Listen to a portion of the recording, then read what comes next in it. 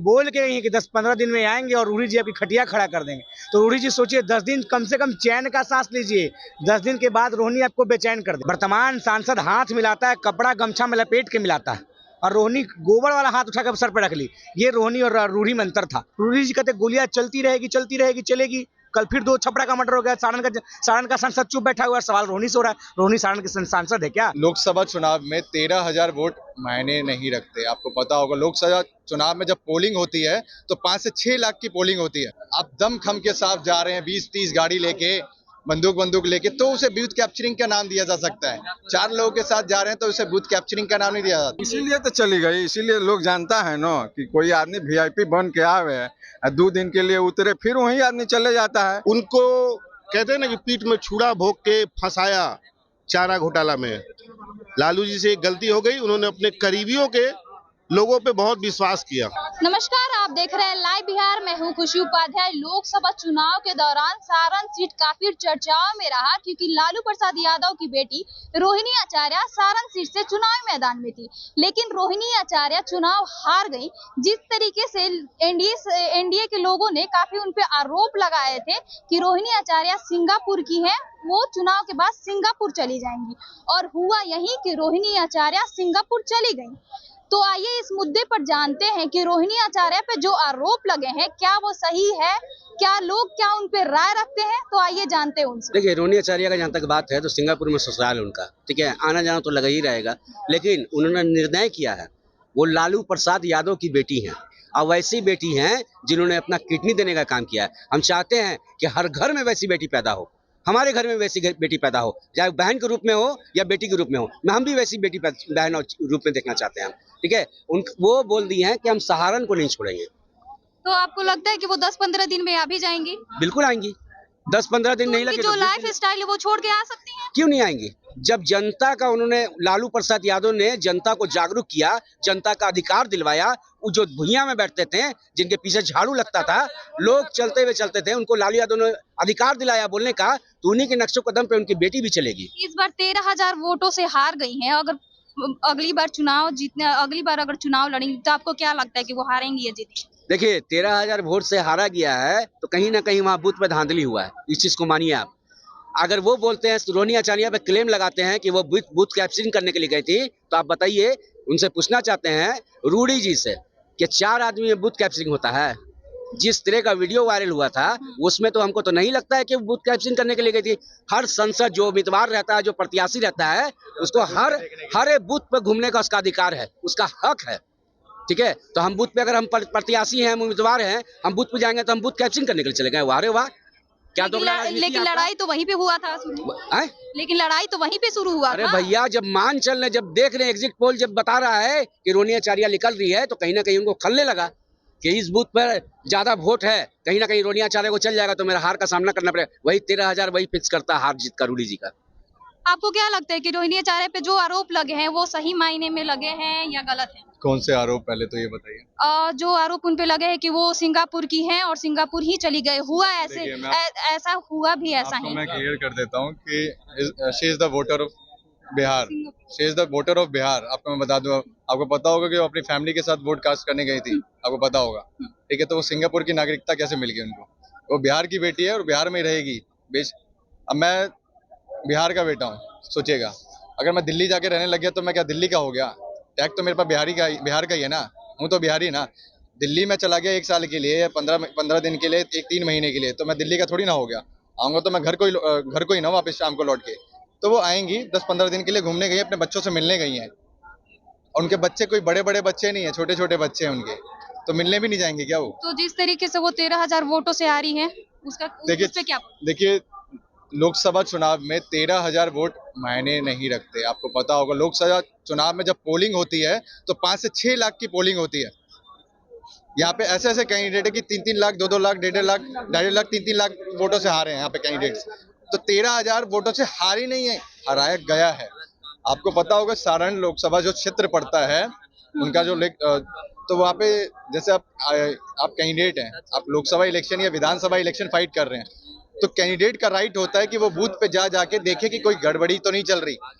तो 4 लोगों के साथ अगर आप घूम रहे हैं तो बूथ कैप्चरिंग नहीं कहते इसको। आप दम खम के साथ जा रहे हैं 20-30 गाड़ी लेके, बंदूक लेके, तो उसे बूथ कैप्चरिंग का नाम दिया जा सकता है। 4 लोगों के साथ जा रहे हैं तो उसे बूथ कैप्चरिंग का नाम नहीं दिया जाता। ये सिर्फ और सिर्फ राजनीति चमकाने की बात है और कुछ नहीं।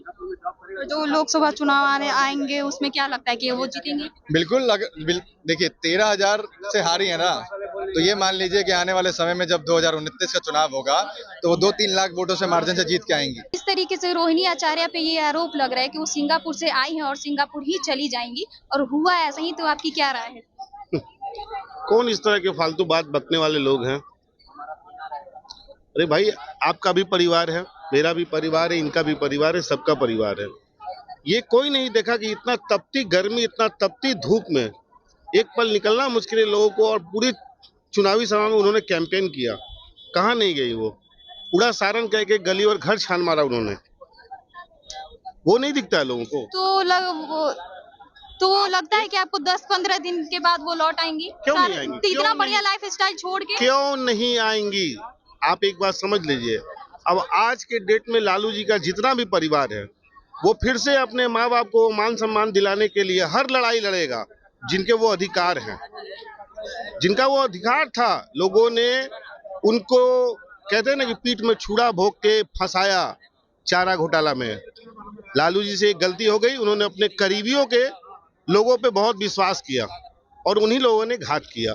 और मैं अपने भाई तेजस्वी यादव को भी एक बात बड़े आज आपके चैनल के माध्यम से बोलना चाहता हूं कि आप ये भूल मत करना। आप आने वाले वक्त के पूरे बिहार के भविष्य हो सकता है कि आप इस बिहार को बहुत कुछ दे के जाओगे आने वाले वक्त में, तो आप भी चौकन्ना रहना आसपास के लोगों से। रोहिणी आचार्य 13,000 वोट से हार गई सारण। ये दुर्भाग्य की बात है। ये दुर्भाग्य की बात है कि राजीव प्रताप रूडी, जिन्होंने 10 साल कुछ नहीं किया सारण के लिए, बिहार के लिए, और वो जीत जाते हैं। तो क्या लगता है कि अगर अगली बार चुनाव हो रहा है तो वो जीतेंगी? देखिए, क्यों नहीं जीतेंगी? आप देख लीजिए, बहुत सारे ऐसे लोग हैं चुनाव लड़ते गए, हारते गए, फिर भी बाद में जीते।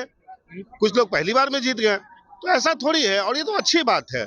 मैं तो रोहिणी जी को एक बार और बोलूंगा कि आप एकदम सोच लो कि ये सारण आपका है। हार गए कोई दिक्कत नहीं है, आपको उतना वोट तो दिया ना लोगों ने, उतना लोगों के दिलों में आपके लिए प्यार है ना। आप सारण के लिए बहुत कुछ कर सकते हो और करना भी चाहिए उनको, और वो करेंगी भी। क्यों करेंगे मैं बता देता हूँ फिर आपको। लालू यादव जी के परिवार को हर कोई टारगेट करता है, पर ये जनरेशन, इनका बाल बच्चा जितना भी है, वो अपने माँ बाप को अब झुकने नहीं देगा। वो लड़ेगा हर लड़ाई, और मान सम्मान के लिए उनको वो हर अधिकार दिलाएगा जिसके वो हकदार हैं। जो रोहिणी आचार्य पे आरोप लग रहे हैं कि वो सिंगापुर से आई हैं और फिर सिंगापुर ही चली जाएंगी, तो आपकी क्या राय है इसमें? देखिए, रोहिणी सारण की बेटी है। लालू जी का पैतृक घर सारण में था, सारण जिला प्रमंडल पड़ता है। तो हर लोग आते जाते थे। रोहिणी जी का भी बाल बच्चा है, सर अपना फैमिली है, अपना पति है, बच्चे हैं, उनसे मिलना उनको काम है भैया, मिलने दीजिए। सब लोग घर में छुट्टी में अपने घर जाते, तो भी चली गई, तो क्या बड़ा बात हो गया? और बोल के नहीं कि 10-15 दिन में आएंगे और रूडी जी आपकी खटिया खड़ा कर देंगे। तो रूडी जी सोचिए, 10 दिन कम से कम चैन का सांस लीजिए।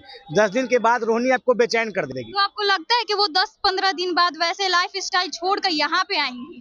क्योंकि सारे नेताओं के वादे सिर्फ वादे ही रह जाते हैं। अरे वो रोहिणी है, वर्तमान सांसद हाथ मिलाता है, कपड़ा गमछा में लपेट के मिलाता है, और रोहिणी गोबर वाला हाथ उठाकर सर पे रख ली। ये रोहिणी और रूढ़ी में अंतर था। लेकिन सारण से तो वो 13,000 से वोटों से हार गई। आप छोटे उम्र में पढ़ती थी, गर्मी छुट्टी होता था, घर जाती थी कि नहीं जाती थी? गर्मी छुट्टी का मौसम है, रोहिणी चली गई, तो क्या दिक्कत है भैया? बोल के गई गर्मी छुट्टी बीतेगा, 10 दिन बाद अपने बच्चों से मिलकर आएंगे और फिर रूढ़ी जी को चैन बेचैन कर देंगे। रूढ़ी जी सोचिए कि आप 10 दिन कैसे चल रहे हैं। 10 दिन उनको सवाल का जवाब देने की इकट्ठा कीजिए। रूढ़ी जी कहते गोलियां चलती रहेगी चलेगी। कल फिर 2 छपरा का मर्डर हो गया, सारण का सांसद चुप बैठा हुआ है। सवाल रोहिणी से हो रहा है, रोहिणी सारण के सांसद है क्या?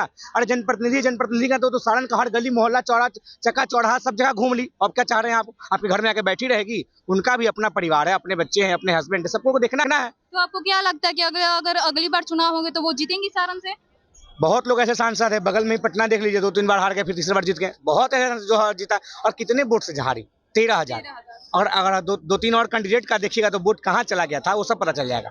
तो बहुत कुछ हो सकता है आने वाली संभावना में, कि ऐसा ना कि उपचुनाव कराना पड़ जाए। रूढ़ी जी को इतना ना तंग कर दिया जाएगा काम के नाम पर सवाल पूछने के लिए, क्योंकि पहले उनसे सवाल नहीं पूछा जाता था, अब सवाल पूछा जाएगा। तो रूढ़ी जी सवाल से बचने के लिए अपनी संसद सदस्यता से इस्तीफा दे देंगे। तो जिस तरीके से रोहिणी आचार्य पे ये आरोप लग रोहिणी रहा है आचार्य आने वाली कि हैं। वो सिंगापुर से आई थी और बस चुनाव के इसीलिए बाद सिंगापुर चली जाएंगी। इसीलिए तो चली गई, इसीलिए लोग जानता है ना कि कोई आदमी वीआईपी बन के आवे 2 दिन के लिए उतरे, फिर वही आदमी चले जाता है।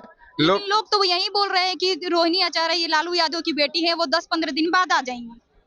लोग क्या बोलेंगे, लोग जान रहा है ना, तो दिखा दिया ना रिजल्ट लोगों ने तो रिजल्ट को दिखा दिया कि क्या चीज है। तो आपने सुना कि रोहिणी आचार्य के बारे में लोगों की क्या राय है, वो क्या राय रखते हैं। इसी तरह खबरों के लिए बने रहिए हमारे साथ और देखते रहिए लाइव बिहार।